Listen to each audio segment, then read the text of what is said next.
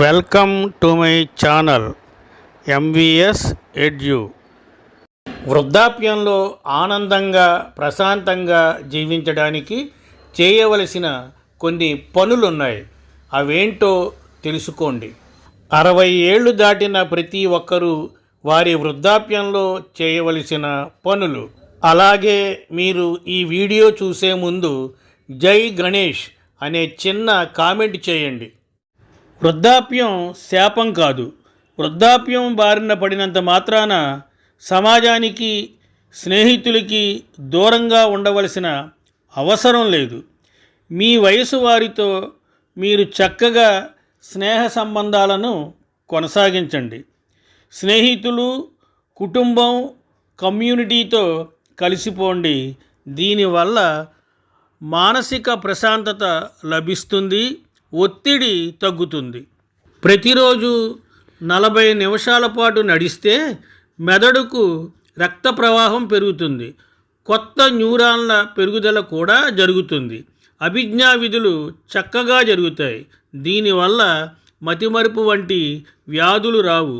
వారంలో ప్రతిరోజు నడవడం, సైక్లింగ్ వంటివి చేయడం వల్ల మీ మెదడు నిత్య నూతనంగా పనిచేస్తూనే ఉంటుంది.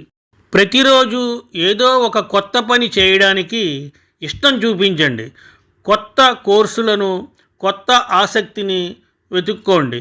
కొత్త వంటకాలు చేయండి. ఖాళీగా ఎక్కువసేపు ఉండడానికి ఇష్టపడకండి.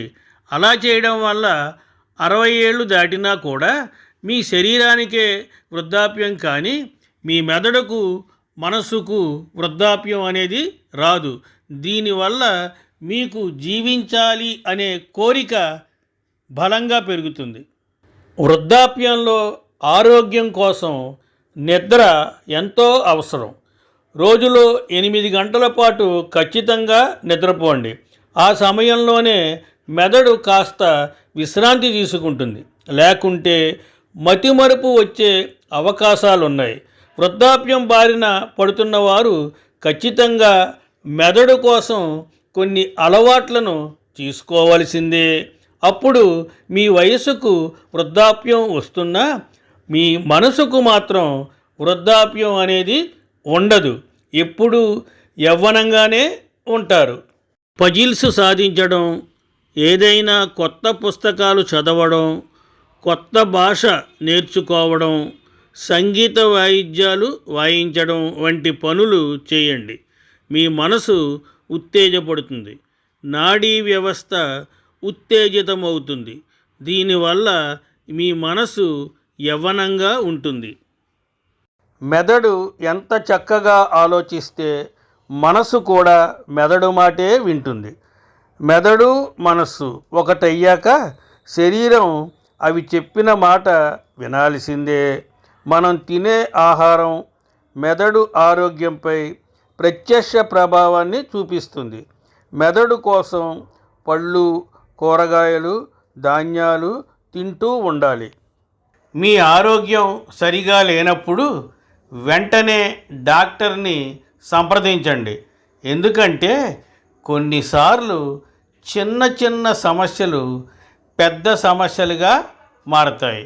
కాబట్టి వెంటనే డాక్టర్ని సంప్రదించండి. ప్రశాంతమైన, ఆరోగ్యవంతమైన జీవితాన్ని కొనసాగించండి. మెదడుకు వృద్ధాప్య ఛాయలు రాకుండా ఉండాలంటే ధ్యానం చేయడం ముఖ్యం. ధ్యానం అనేది మెదడు ఆరోగ్యంపై పెద్ద ప్రభావాన్ని చూపుతుందని అధ్యయనాలు చెబుతున్నాయి. 60 ఏళ్ల వ్యక్తి ఒంటరిగా ఉంటే 60 ఏళ్ల వృద్ధుడిగానే కనిపిస్తాడు. ఇద్దరు 60 ఏళ్ల వ్యక్తులు కలిస్తే 30 ఏళ్ల యువకులుగా కనిపిస్తారు. అదే ముగ్గురు 60 ఏళ్ల వ్యక్తులు కలిస్తే గనక 20 ఏళ్ల యవ్వనవంతులుగా కనిపిస్తారట. అదే 6 60 ఏళ్ల వృద్ధులు కలిస్తే వారు స్కూలుకి వెళ్ళే పిల్లల్లాగా కనిపిస్తారట. అందుకే ప్రతి ఒక్కరూ స్నేహితులను మర్చిపోకుండా నిత్యం కలుస్తూ ఉంటే వారిలో వృద్ధాప్య ఛాయలు అస్సలు కనిపించవు. కాబట్టి స్నేహితులను మరిచిపోవద్దు. భార్యాభర్తలలో ఎవరు ముందు చనిపోయినా తరువాతి వారికి ఒంటరి జీవితం చాలా నరకంగా ఉంటుంది. అలాంటి వాళ్ళు ఇంట్లో ఎక్కువగా ఉండకండి. మీ స్నేహితులను లేకపోతే బంధువులను కలవడానికి అలా కాసేపు వాళ్ళ దగ్గరకు వెళ్ళండి. లేదా ఎవరిని కలవడం మీకు ఇష్టం లేకపోతే కాసేపు బయటకు వెళ్ళండి. ఇది మిమ్మల్ని మీ ఆలోచనల నుండి దూరంగా ఉంచుతుంది. అప్పుడే మీరు మీ ప్రశాంత జీవితాన్ని వృద్ధాప్యంలో గడపగలరు. ఆరోగ్యమస్తు, దీర్ఘాయురస్తు, సర్వే జన సుఖినో భవంతు.